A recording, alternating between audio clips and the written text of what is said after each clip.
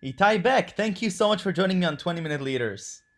Thank you. Happy to be here. Very great to have you. I visited the offices not so long ago to do a TLDR video with you about the very cool startup, and I'd love to dive straight into B2B marketing.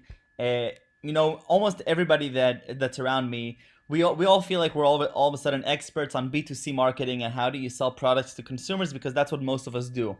But you have a different skill set, and you're focused on Right. marketing to businesses, which is very different. Tell me about it. It is. It is. When you think about we start with the customers, right? The customer, or how do they buy?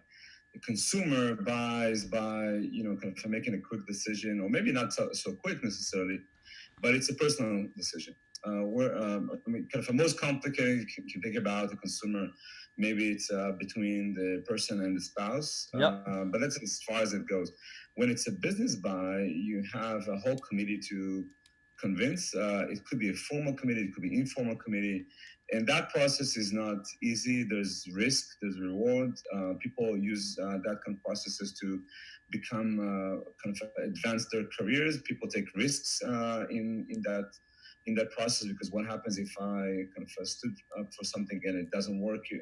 Eventually, then I'm going to pay a price and so on. So it's much more complex decision making process. That's kind Yeah. of to begin with, which means that as brands, we need to market not to specific people only, but also to specific accounts.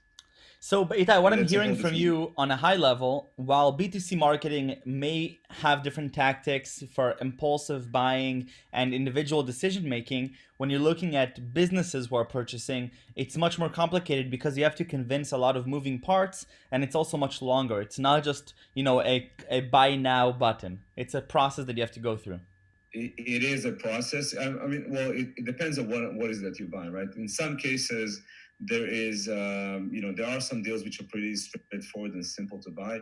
There's a whole economy, like a cloud-based SaaS economy, that Yeah, is sure. built on the idea that the buying process in the enterprise, in the businesses, is not as traditional. You don't have to use so many people. But as it becomes more complex, if you buy a larger something for a larger amount, and it influences kind of a more or deeper, I would say, business processes, then it goes back to the older days. But you'll find, company. I think one of the early examples of that were Dropbox, or even much before that, Salesforce, right? When Salesforce started their cloud business, nobody even called it cloud back then.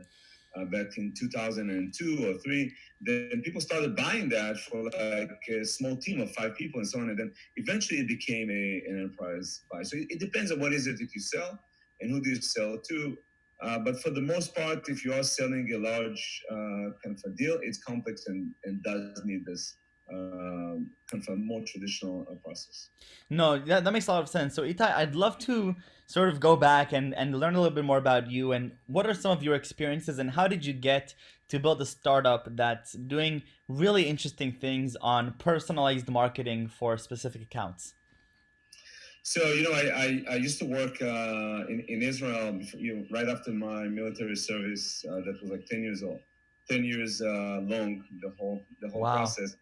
I joined a startup in the area of unified communications, and that was acquired by Juniper Networks.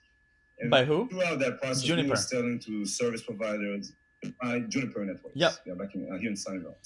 And and throughout that process, I kind of experienced a lot of those buying processes where you need to kind of have a way for marketing and sales together to message properly to each and every one of those accounts. Because when it is a very kind of sophisticated buying community, then every scenario is somewhat different. And therefore, you cannot sell the same thing to everybody. You have to be very clear about understanding what is your customer, what do they want, what's their business problem, how they want to solve it. Everyone thinks they're very unique, Yep. even though you can find some patterns. And then kind of one thing led to the other, and kind of I spent like 10 years ish between or maybe 7 years between the startup and then the Juniper, and altogether it kind of it accumulated. And at some point, I got it that there's a big missing component here. The idea of trying to use the same B2C strategies and Right. tactics and the same processes and systems on a complex B2B environment just doesn't work, and there's room for innovation. That's kind of what led me, together with my partner David Brookman, to start Follows back in 2013. Wow. Okay, so tell me about follows. What is this strategy behind better marketing for B2B? It's pretty clear. It's about personalization. What the same tactics or strategy that is being used by in B2C for so many years. When you go into these days, you go to Starbucks, right?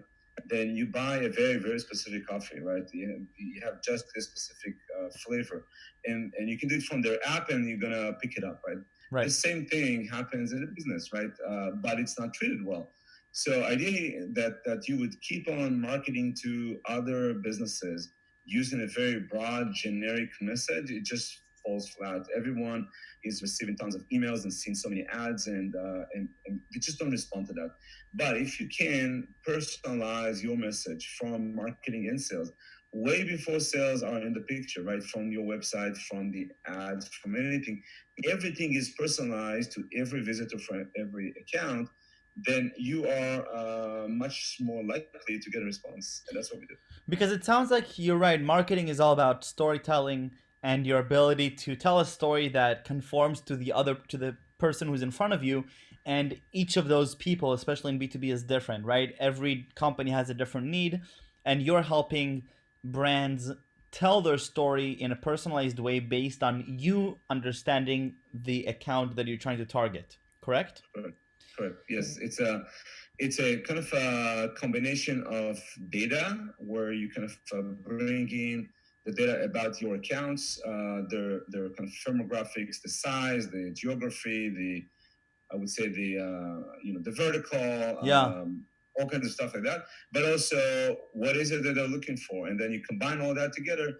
You can do the math quickly. It becomes thousands of different permutations. And if you don't have a simple way to cater to that, enormous number of different permutations, then you end up doing a pretty generic work, which is less and less effective. So if I'm a new brand that wants to market through follows, because I want to reach 11 different potential accounts Right. on 11 different verticals, what is my interaction with you? How do I get started on this process?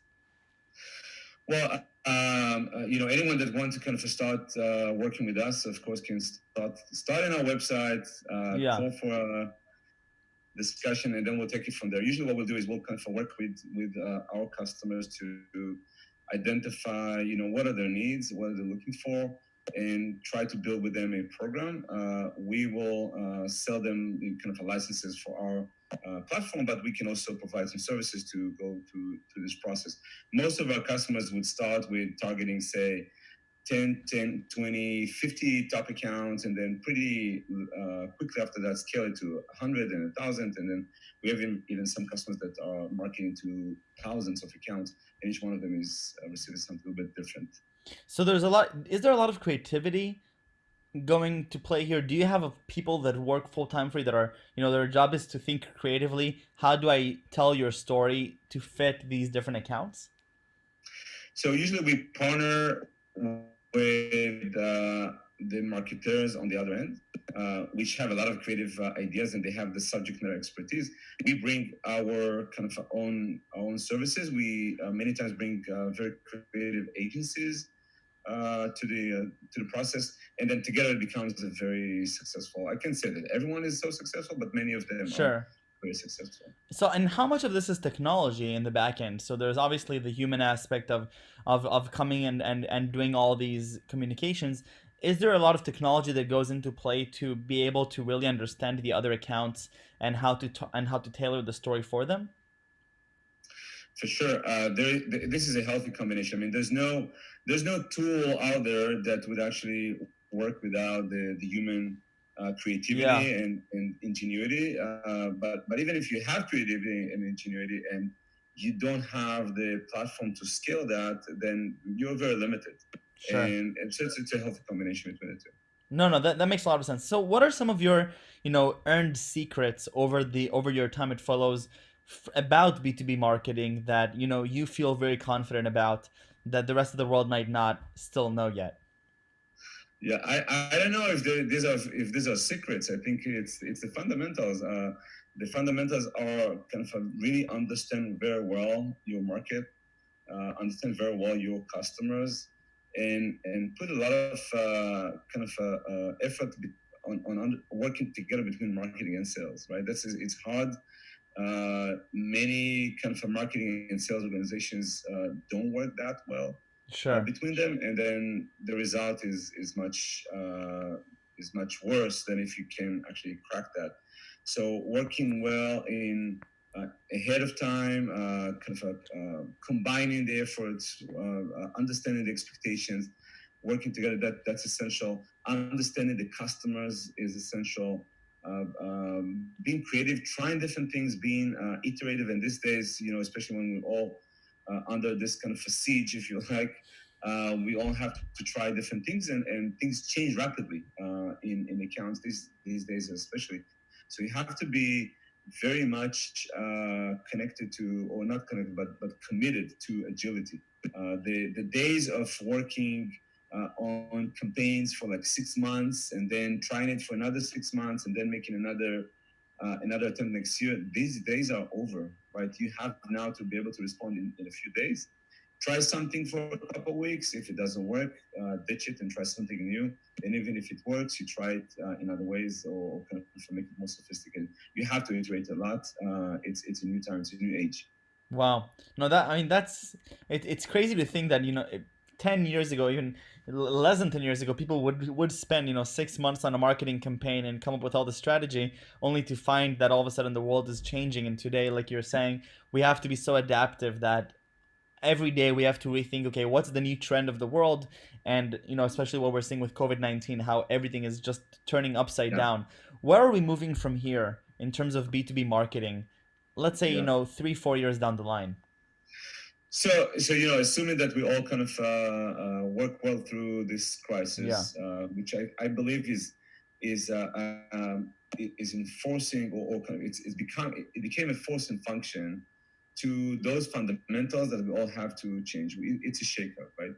Um, all those traditional practices where you were marketing broadly and you have sales actually doing most of the work, these are done and over. And COVID-19 is just making it here and now need to change. I believe that the next generation of B2B marketing must be personalized. There's no way around that.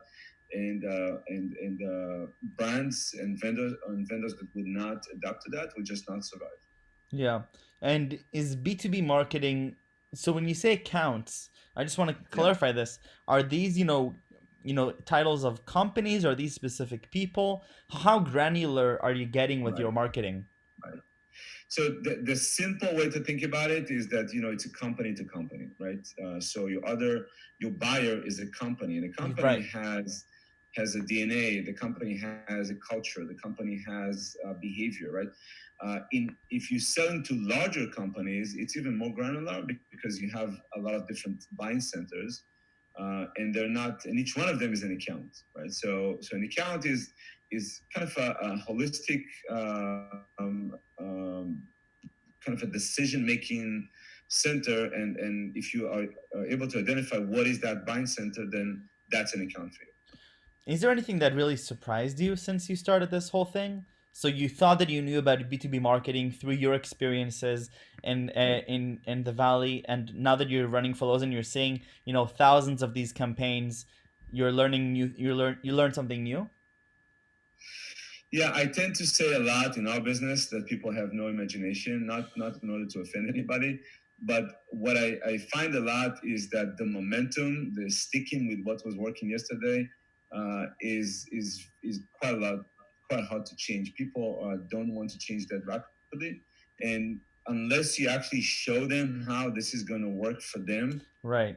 in a very visual fashion, then they would not be able to kind of, most of the people would not be able to imagine how that might look like. And then it becomes a very, in perception, it becomes a very risky move and change. So that was surprising to see that it's more difficult than not. But these days with account-based marketing being such a strong trend in the market for the last 2 or 3 years, we are all, I mean, all the vendors in this space, we are on a, I think, on a big trend to kind of disrupt the B2B marketing world. No, no, it sounds fascinating. I'm more of still in the tech world, and I don't know anything about marketing. But from what I saw back in your offices and what you guys are doing, it makes so much more sense that these things have to be personalized. When people are looking, and I'm getting now on LinkedIn because of the titles that I have for the different jobs that I worked at. I have all of these Right. messages from different recruiters, and it's getting hard, and I see that it's getting harder and harder to tell which ones are automated and which ones are Right. personal, which is a little scary. When I see somebody who sent me an obviously automated message and he's talking about specific things that I was doing. um, it's a little bit, it's a little bit of a weird experience. Yeah, I think the kind of good marketing doesn't matter if B2C or B2B, but good marketing is human. Yeah, It's personal, not only personalized. And we need to remember that we're not here to kind of serve machines. Machines are here to serve us. yeah. And as long as we remember that, both as practitioners but also as buyers, I think we're good. I love it. Itai, before we leave, I'm gonna put you on the spot one last time. I want three words that you think best describe you best. Describe me. Three words that you would describe yourself, or that maybe your co-founders would describe you, or some of your employees. Yeah, I think I would say resilient, innovative, pusher. Pusher, I love it. Itai, thank you so much. Best of luck with follows. It sounds great. Thank you very much. Have a wonderful day. Stay safe.